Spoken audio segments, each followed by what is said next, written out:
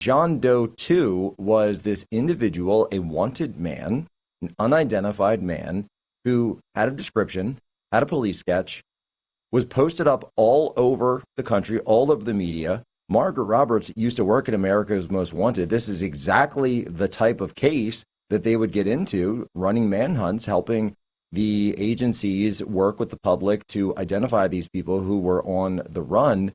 And yet suddenly the manhunt gets called off. We're told that John Doe 2 didn't exist. It was all a big mistake.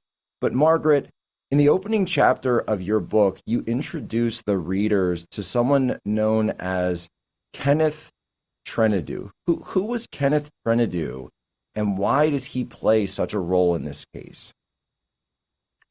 Yes, Kenneth Trentadue is really the mystery inside the enigma of the Oklahoma City bombing.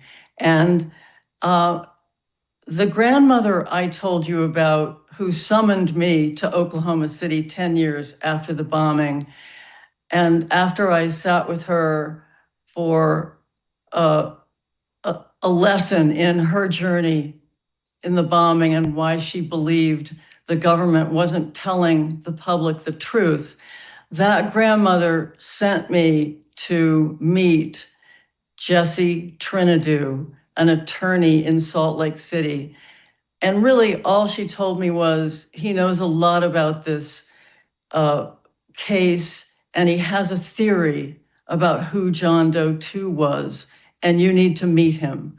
So I took her word for that and went on to Salt Lake City, where attorney Jesse Trentadue met me outside his law office on a cold morning in 2006 and told me a staggering story.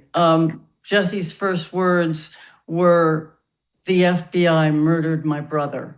And coming from an attorney, a former law professor, a Marine, and a former All-American track star at the University of Southern California, I was just stunned by these words.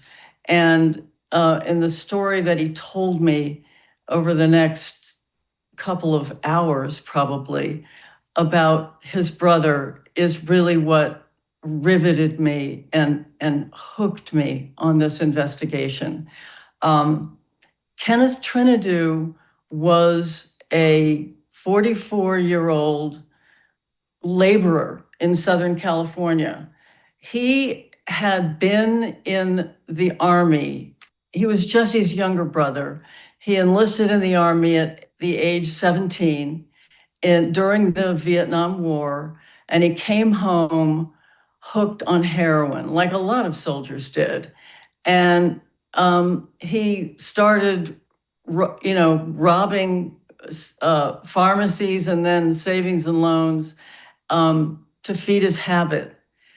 And eventually he was caught. He pleaded guilty. He went to prison in California, did his time, got out. And in June of 1990, he crossed swords, had a falling out with his parole officer, who refused to allow him to have a beer at the end of the day, at the end of a hard day's labor as a construction worker, which just didn't sit with Kenneth Trentadue.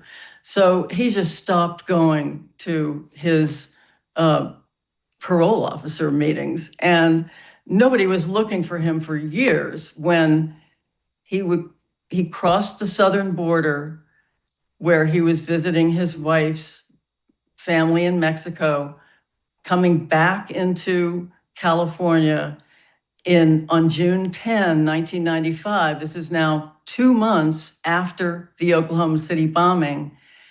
He was arrested and jailed for the parole violation, awaiting his hearing, which he sat awaiting for 2 months in California until suddenly and inexplicably he was transferred to Oklahoma City in August of 1995. That was 4 months after the bombing.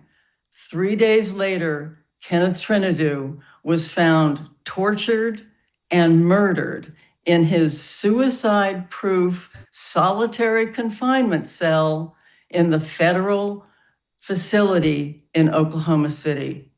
So that was the beginning of Jesse's crusade for justice for Kenneth. And I want to show the audience now, because we've set this up. We've got a picture here of Kenneth Trentadue, and I want to show the side by side with John Doe 2, who was the subject of this manhunt.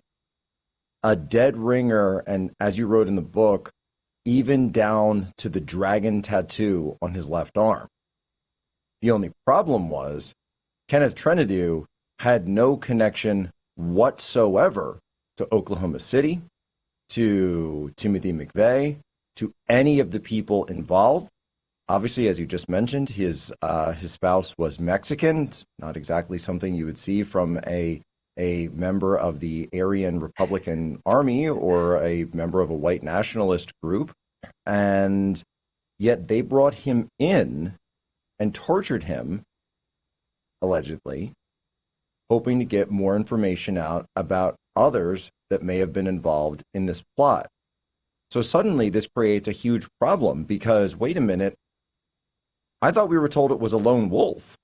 Who's this John Doe 2? And you're picking up lookalikes who I admit are dead ringers, but even though they have no connection, this creates a huge issue when they go to take Timothy McVeigh to court